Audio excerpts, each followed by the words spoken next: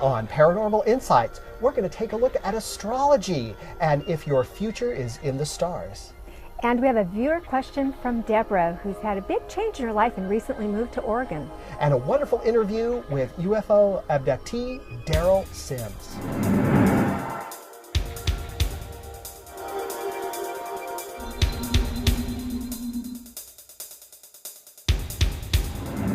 I'm Joseph Ernest Martin. I'm Cindy Grayson. And this is Paranormal Insights, where we bring you the latest and best from the metaphysical world. Here you get real tools and insights to your questions as we bring you answers from beyond the ordinary. Cindy is a certified hypnotherapist with a specialty in past life regression. She also works closely with spirit guides and other white light entities as a medical intuitive. Joseph is an award-winning psychic of over 25 years and the author of the international bestseller, The Quest to Row. Joseph is also the recipient of the Visionary Award of Excellence. One of the things I love about astrology is that, we're just these little specks of people on this big planet Earth. But when we look up at this great big universe, it's kind of a way we tie ourselves into this huger universe that we live in. And not only do we tie ourselves, we're drawn to it. As a kid, I remember laying on my back looking up at the stars, and you just get mesmerized. All of us kids would get quiet and just want to know what else is out there, where are the planets, and what does it mean for us? And it's such a beautiful concept anyway. The universe where everything's happening is just such an incredible place. And I really, I've had my charts done with a professional astrologer. When I was working on my book and deck, The Quest to Row, the book wasn't even written, not even a single word. And the deck was only about 30% done. And I had an astrologer actually work up a chart about this project, The Quest to Row, I was working on. And she said this to me, swear to God. She said, you have 2 months to secure a publisher or a 2-year delay in getting this project off the ground. And I said, you gotta be kidding me. The deck's a third done, the book's not even written. How am I gonna get a publisher? She says, I don't care how you do it. You got 2 months to do it. So I did. I put together packages, I solicited publishers, and within 2 weeks, I got Llewellyn Worldwide, picked me up to publish me, and thank God I listened to her. The timing of that decision was so hugely beneficial for that project, The Quest to Row, that after that I just went, you know what? There is something to astrology because it really ties into what's happening. Oh, it does. And, I'm a Cancer.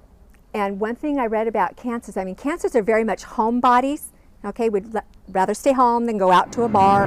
For as long as there have been people have been looking up at the stars. Over time, as shamans and wise ones observed the stars, they correlated the movement of the sky to events that happened right here on Earth.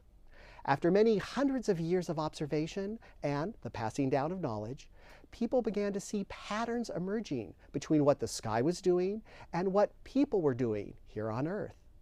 The universe is not a static system. It is constantly in motion. And astrology is based on universal and timeless symbolism that speaks to us on a deep and meaningful level. The duty of an astrologer is to interpret this art form, piecing together individual horoscopes using the rich symbolism and myth given to different heavenly bodies. Even though there are 12 major horoscope signs, there are many other factors that come into play in determining someone's horoscope chart. Therefore, it's important to note that there are many more types of people than just the zodiacal signs. This is why newspapers are truly nothing more than an amusement where the horoscope is concerned. They give you only the widest possible interpretation of the stars in 12 very broad and very general categories. When people think of astrology, they think of their sun sign. Your sun sign is the aspect of astrology that has to do with where the sun was when you were born. If the sun was in the constellation of Leo when you were born, then you are a Leo, and Leo is your sun sign. Your sun sign describes our basic nature and basic personality traits that will remain constant throughout your life. But there are other prominent aspects, such as your rising sign and your moon sign. Your rising sign is the sign of the zodiac that was on the eastern horizon at the moment of your birth. This aspect of your astrology is known as the mask of persona and the first impression we make on people. The sun sign and the rising sign harmonize together to form the personality, with the rising sign often thought of as the front door to who you are. It's thought that your rising sign can also determine how you look physically. The moon sign is the other component of the big three, but its influence on the personality is often hidden to others. Typically, there are traits that we inherit from our parents. This sign specifically is where the moon was traveling at the time of your birth. Every 2 1/3 days, the moon moves into a new zodiac sign. Consider the moon as the emotional part of who you are. If you'd like an easy way to check out your moon sign, you can go to www.moonsigncalendar.net. But be sure to know in advance what time zone you are in. You don't have to have an expensive chart done to find out your sun, rising, and moon signs, but it is good to know. Or anything like that. And the one thing that I read one time, and it just really explains a Cancer. The parents of Cancer children run around cutting the apron strings, and the children run around tying knots back in it because we are tied to family no matter what. So there's just so much to it, and it's so exciting. You can go to an internet site, and within seconds, you put in personal information. It's a little scary, but it's secure. And within seconds, you get lengthy reports just about you and your birth date and time and the sun locations. Mine was so lengthy, I got tired of reading it. There's just so much information within seconds. Well, it's great to get all that information. Some people have argued that, where astrology is concerned, you could give anyone else's chart and they can't really tell the difference. And there is a little bit of truth in that because we're all human, so we have relatable human characteristics. However, I've always opted to have a professional astrologer actually work up a really specific kind of chart for me. Remember the old pickup line, "Hey babe, what's your sign?" For me, that line conjures up images of a man with long hair, long sideburns, and large smoke-tinted glasses trying to pick up a beautiful woman at a bar. That was a familiar television commercial when I was young. Advertising often leverages the current interests in pop culture as it did in the 60s and 70s, then when there was a re-emergence of astrology. There were those who believed in it and those who used it for social purposes.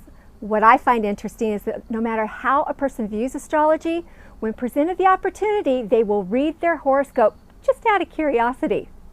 Doesn't that make you wonder if some of those people secretly desire to find proof that horoscopes are valid? It's interesting to look at the history of astrology.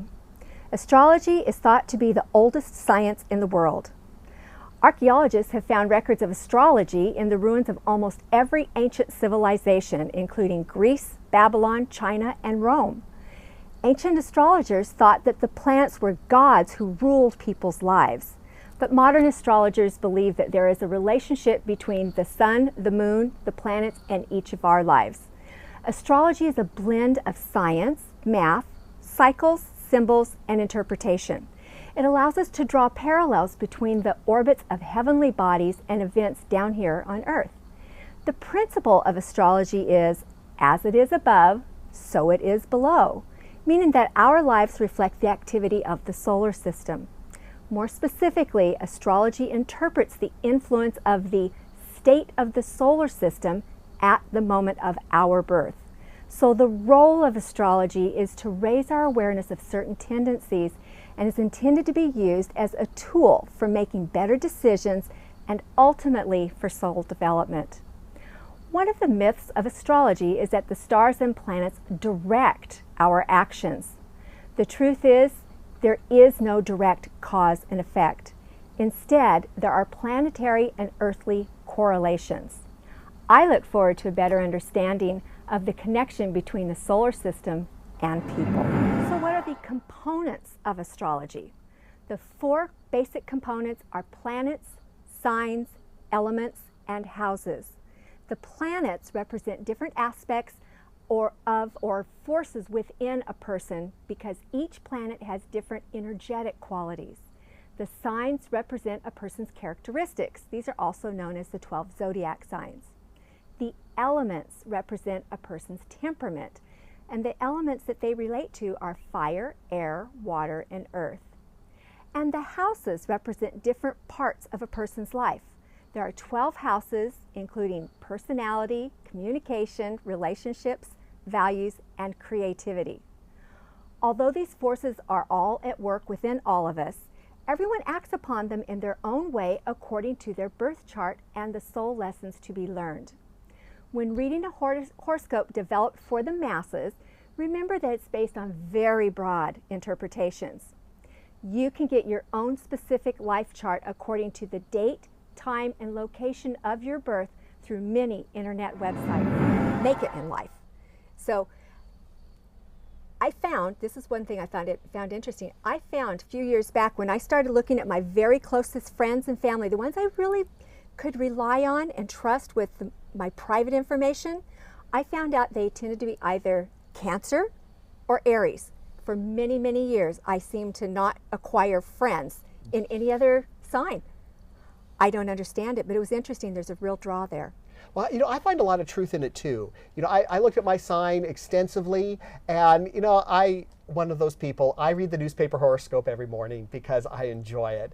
And even though I know it's a very broad paintbrush that they're painting things with, I still kind of enjoy to see maybe just kind of the big general direction things are going. But it's when I actually found out my rising sign and my moon sign in coordination with my sun sign, which actually is Leo, that things made sense so much more, because I've had my master psychic teachers tell me that they said, Joseph, you're a really watery Leo. I said, well, what does that mean?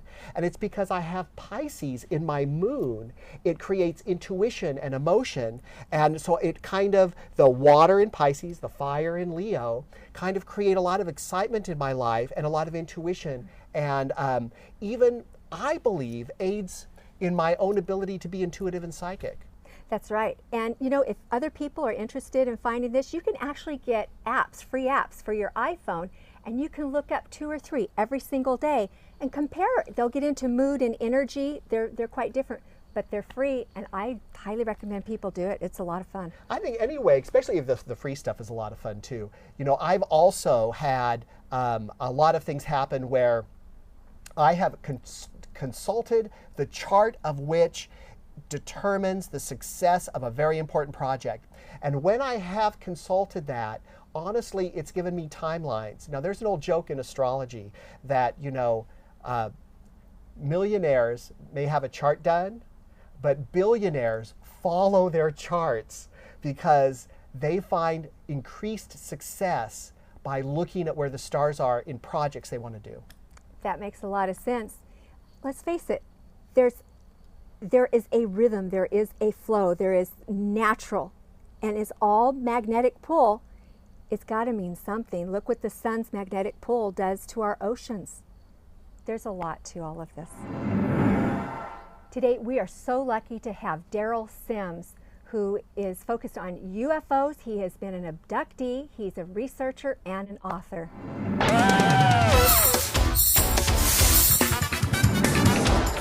I'm here at the UFO Con with author Derrell Sims. Derrell has been a senior military police officer, was with the CIA for 2 years, and has been a private investigator for 30 years.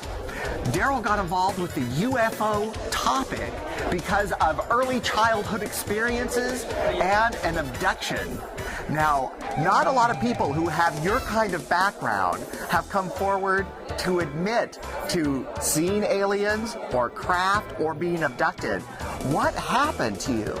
Well, what happened is, in my particular experience at age 4, at 1952, I simply sat up in bed, noticed something was in the room, and there was this entity walking toward the wall. And I couldn't figure out what in the world that thing is. It turns around, it can apparently hear me think, like, why is it walking to the wall? Why is he doing that? It turns around, it's tall, it's skinny, it has large black eyes that are perfectly round, and I was absolutely stunned. I wasn't scared, wasn't paralyzed, and nobody knew anything about aliens back in 1952. So long and the short of it was, it didn't have a belly button, it didn't have a TT, it didn't have genitalia. I couldn't figure out what was wrong with this picture. After 40 years of investigation, I finally figured out, if you don't have genitalia, you don't reproduce. If you don't have a belly button or a navel, you didn't get here the way we did. He's either hatched, cloned, or manufactured. All that was fine, and my event stopped after 13 years, but they came and got my son, and that's what started the show. Now, you have authored 2 books. That is correct. Alien Hunter, one kind of specializes in implants, and one is research. That's correct. The 2 books are, one is designed for me not to answer 9 million questions for people who always ask, how do you do all this? How do you find evidence? No one's able to do that, and you do it. So I made a book so that they could all do that themselves. The second one was about implants themselves and the 24 surgeries we've done to date, all of which is free. We don't charge a thing to these people. Since I've had these experiences and they happen to my son, everything we do is free to these people, and I pay for it out of my pocket. It's philanthropic. Now, part of what your experience was very unique also, because during your abduction experience, during where they were going to be doing implants with you, you were awake. That is correct. I remembered many of my events, much of my events, and I've never been through hypnosis or regressive hypnosis or revivification or any other techniques like that. Simply because I remembered enough about my events, I know what happened. It's just that simple, and there was evidence to support it. Now, why would, people back in 1952, when this happened to you, at least for the first time, you say, I wasn't afraid, I was awake, I saw this, I experienced this. Now, I think most people would think, I would be freaking terrified if that happened to me. Why weren't you afraid? At 4 years old, the world is different. There's nothing wrong with the world. At age 4, they've never had there's nothing going on. There's no wars or anything going on. I'm 4 years old. Nothing's going on. The guy's walking, I wake up, I open my eyes, I see him walking to the wall. I think he's going to bump into the wall. Why would you be, I didn't know he was going to walk through it. I had no idea. So when I thought, he turned around and heard me. And then all of a sudden he realizes he's made a mistake. I'm awake. It is awake. So how do I fix this? Make it not remember, which is very common in these events. So he does something rather remarkable. He transfers his fear to me. Now I become paralyzed, shaking like all these other people. And it took me years to figure out that he transferred that to me. I wasn't afraid of him. I had no idea what he was. I didn't have a clue. Now, when he transferred the fear to you, you mean he, telepathically, we don't even know if it's a he, the alien entity was telepathically imposing feelings and emotions into you? And they do this commonly with people. Sometimes they will do it in other ways. Sometimes they will, if they want you to become someone who buys into their agenda, they will take a large black eye, place it right next to your face, and that fast you'll come back thinking, I was in the school of higher consciousness. Oh, wonderful things happen. I assure you, in most cases, that did not happen. Yes. You're on the slab just like the rest of us. You're no different than the rest of us. You're just another lab rat. Either they like the lab rat, in my case, they didn't. They probably held me by the little tail and thumped me on the head a few times because I was trying to bite him. I don't like people kidnapping me or my kids. Absolutely. Now, your experience wasn't just one time in 1952. This experience for you has happened many times in your lifetime. It happened approximately 10 times over a period of 13 years, from 1952, age 4, till I was 17. Now, you, because of your background as a private investigator, working in the military police, senior military police officer, your work with the CIA early on in your career, you are a skilled observer. You know how to look and remember and what to look for. That is correct. And you even created ways for people to identify alien types to match what they remember from their experience. That is correct. What we've done is I discovered in 1992 that the alien leaves a fluorescent trace on you. When they touch you, you can't see any markings on you except a scar, bruise, or burn, or something obvious in the visible range. But in my book on Alien Hunter Evidence and Light, we look in other kinds of light. There's light out there that's invisible.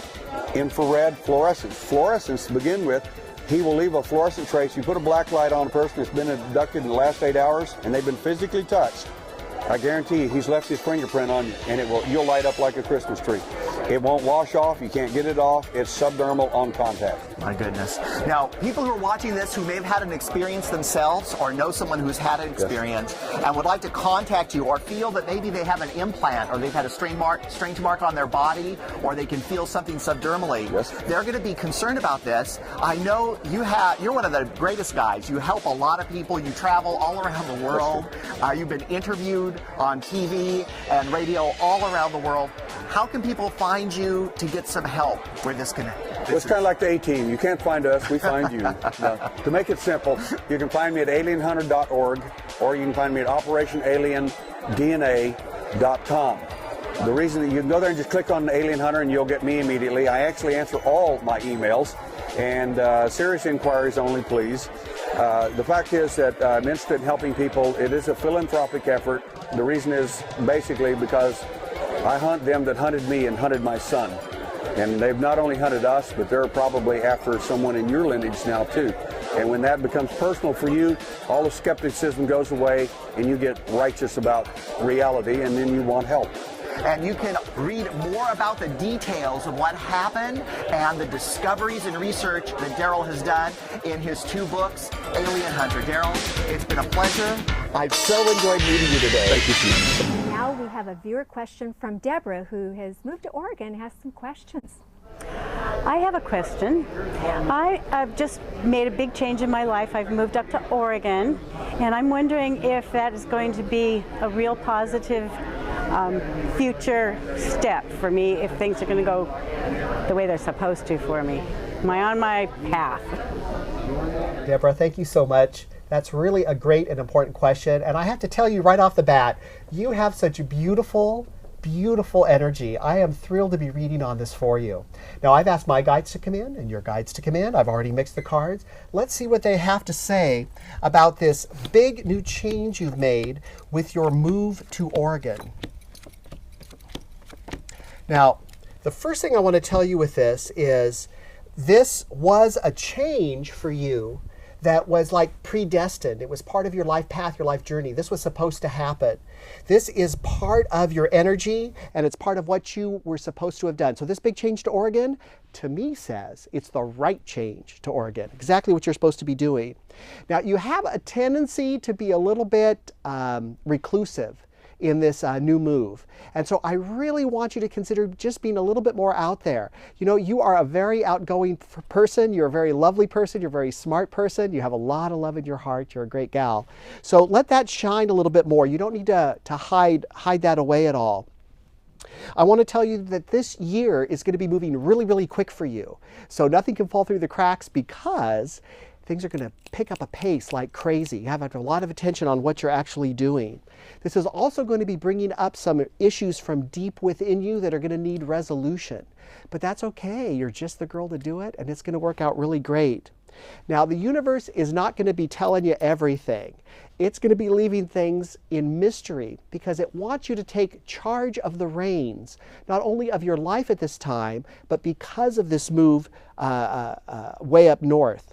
I want to tell you, you're going to feel as though things haven't been working out just quite right. You're going to feel as though things haven't been quite fair. You're going to feel as though things have been difficult, and even difficult around money, contracts, and legal issues in pertaining to the move and getting established there. But what's really required at this time for you is your attention to getting the work done. You want to determine what it is you need to get done, and then you need to actually get it done. And so your effort, your attention is required, and it's required now. This is something you can't put off. This is a time for you to be highly active. Now, here's the good news. Your activity is going to bring success. Your work is going to bring you fruition to your goals. This is going to be working out well for you. I'm really happy about this whole situation. And to me, this looks like you have not only been on your divine life path, but that you have made the choice for yourself that is actually going to be perfect because of this change and this move. Deborah, I want you to know also that a lot of this has to do with your guides helping you at this time, and they are omnipresent, they are with you, and you're going to make this good. I want to thank you for such a great question, and I want to commend your courage and your chutzpah for moving to Oregon and making this fantastic life change. This has been part of your life path, and it's going to turn out great. Deborah, relocating can be a bold step in anyone's life. It often brings both uncertainty and excitement. Your guides are showing me that this is a good move, but don't think there was only one right decision. This move will present new opportunities for your growth and development. You'll meet new people and you will get involved with like-minded people. Your guides are telling me that with your move, that your health condition is going to improve. Perhaps it has to do with the lungs and or skin, although that may be symbolic. The breathing may be symbolic of leaving a suffocating relationship or situation. The skin may be the same situation or someone or something else that is getting under your skin. That person or situation will either be out of your life or will have much less involvement in your life. I don't see another person in the move. I'm seeing that you move by yourself, but you won't be alone for long. You will connect with like-minded people and you're going to find a renewed joy about life. I see you smiling and laughing far more than before your move. I'm also being shown a companion dog. I don't know if you currently have a dog in your life or if one is on the way. Either way, it's not a puppy. It's a grown dog. Your guides are telling me that you're pretty good at listening to them, but sometimes you get stuck in doubt. When that happens, they're saying it will help you to start journaling and the fog of doubt will clear. So go inward and reflect on what has been positive about your move. You, my dear, are in for a joyous journey. The viewer questions that we've gotten where I felt such a positive energy just surrounding this person. Yeah, for once it wasn't a, oh my gosh, the sky is falling, what do I do? My life is in the toilet. This was, she knows this is a good move for her. Thank you so much for giving us this wonderful question and you to read for today. We want to answer your questions and address your topics. If you have questions you want answered or topics you'd like us to look into, we're easy to find. You can find me at questtarot.com or email me at joseph@questtarot.com. And you can find me, cgraysonhypnosis.com, or email me, cindy@cgraysonhypnosis.com. You can watch us in the Sacramento area on Comcast Channel 17. Go to accesssacramento.org for more details. You can also watch us in the San Francisco Bay Area on Comcast Channels 23, 28, 29, and 33. And throughout the state of California on ATT Uverse Channel 99. For additional listings, please see betv.org or att-services.net. You can follow us on Facebook, Vimeo, and YouTube. Simply search Paranormal Insights, Joseph Ernest Martin, or Cindy Grayson. And be sure to watch our new series, The Magic Minute, where you'll learn easy-to-use everyday magic that makes your life better, exclusively on YouTube, where it only takes a moment to make magic. And when you do, be sure to click like and subscribe. We want to answer your questions and address your topics. So we can share our paranormal insights And answers from beyond the ordinary.